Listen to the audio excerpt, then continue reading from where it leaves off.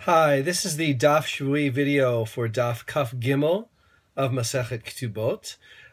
There's a lot of complicated material that comes up on this page. I'm sure you know that.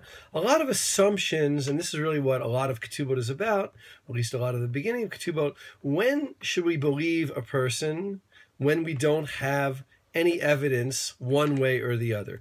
Clearly, in all of these cases, evidence would trump any suppositions, but sometimes we just don't have evidence. A woman comes and says, I was married, but now I'm divorced. We believe her because she has what's called a pesha asar, hu ha-pesha itir. The mouth that prohibited by her saying, I'm married, is the same mouth that permits her by saying, I am not married, I was divorced.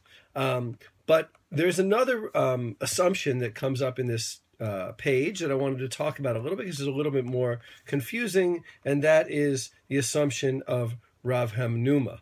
Rav Hamnuna says a woman would not be so bold as to lie in front of her husband, to say straight directly to him, you divorced me. And the idea, I just wanted to get at the core idea of this supposition. The idea is that sometimes somebody says something that's such a bold statement that without any other evidence, without witnesses, without documentation, etc., without any other evidence, we just can't assume that a person would lie because they, or in this case she, would look so bad at getting caught in that lie that it's just not something that somebody would lie about. A woman, according to Rav Hamnuna, wouldn't just go directly to her husband and say, you divorced me, if it wasn't true. Now, if he can produce evidence that he didn't divorce her,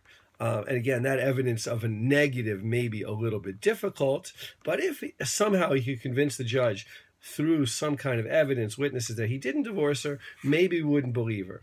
But if it's just witnesses that say she was a married woman, and she's there and she says, no, okay, I was married, but now I'm divorced, according to some Tanaim, and this is what the Sugi gets into, even not in front of her husband, she would be believed, because she wouldn't make such a statement if it were not true.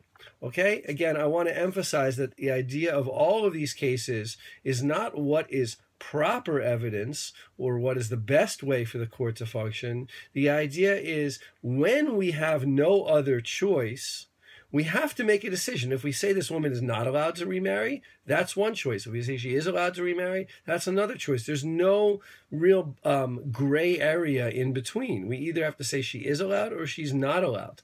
And therefore, when we have no other way of adjudicating this case, sometimes we have to go on suppositions, and one of them is Rav Hamnuna's, this idea that a person wouldn't be so bold as to make a lie of that degree. I think it's an interesting supposition. You can argue with it. Maybe people will be so bold, but at least the idea that, in a sense, the bigger a lie a person would tell, the less likely it actually is a lie, is what Rav Hamnuna is saying here.